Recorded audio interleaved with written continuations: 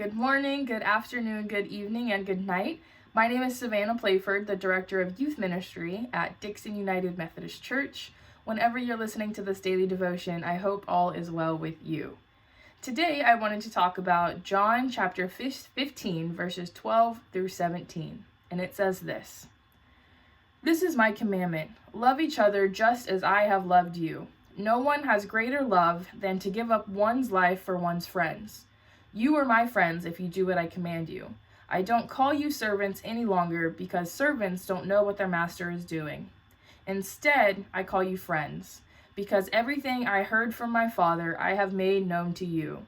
You didn't choose me, but I chose you and appointed you so that you could go and produce fruit, and so your fruit could last. As a result, whatever you ask the Father in my name, he will give you. I give you these commandments so that you can love one another. John chapter 15 is a very popular book in the Bible. As many of you might know, it's when Jesus is talking to his disciples, telling them what is going to happen to him soon, how he's going to go to the cross.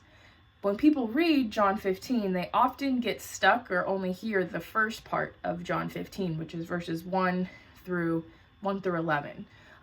And that is where Jesus is explaining that he is the vine and we are the branches and we will produce fruit. And if you're reading and if you're being a follower and doing all these things, everything will be great. And that's great, except John 12 through 17 is really what I think people in our society, specifically us Christians, need to examine a little bit more. The Bible is full of the phrase one another.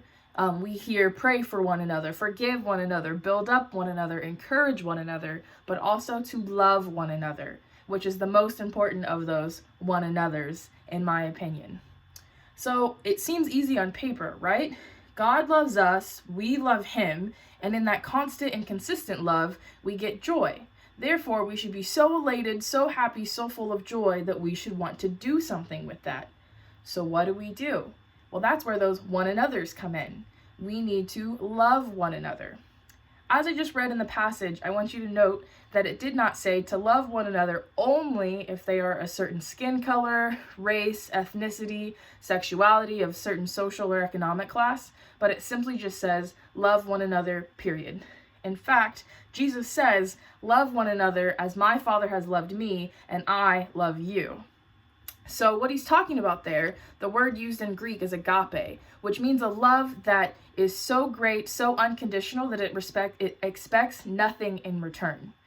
So it also says to love one another so much you die for one another, which we don't necessarily have to die for one another or for our friends, because there are plenty of other sacrificial ways that we can love one another.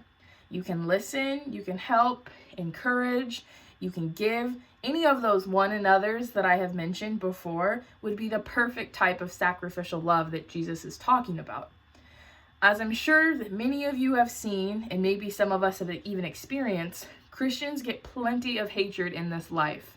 It seems like whenever a big event or a problem or something happens in society, like politics with this current pandemic, any injustices, whatever it may be, people always turn and point fingers at Christians and say, look what your God did. Why is he doing this? And what are you going to do about it?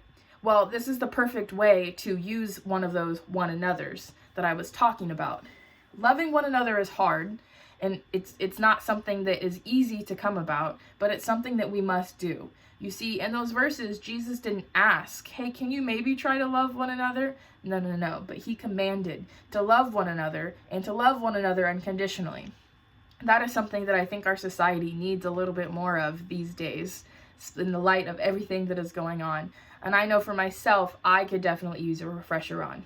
This past weekend, I had the opportunity to spend some time with some friends of our church community, and we did all of these one another's. We sat and we had a raw, intense conversation about everything that's going on, the injustices, the pandemic, the school cycle, all of these things, and we listened, and we learned, and we laughed, and we did all of the one another's, and we of course loved one another. And it was one of the best things that I've done in this pandemic and these last few weeks, and it brought me so much joy, and I'm still so happy and elated from that experience. So whether it's this week, this month, this year, or forever, I ask that you think of someone in particular who could use this kind of unconditional love, and I challenge you to show them how you can love them, but also challenge you to do one of these one another's. So I challenge you to encourage them, to pray for them, to love them, and to show them exactly what Jesus is commanding us all to do. I hope that you guys have a great day and a great week, and I, of course, can't wait to see you all soon.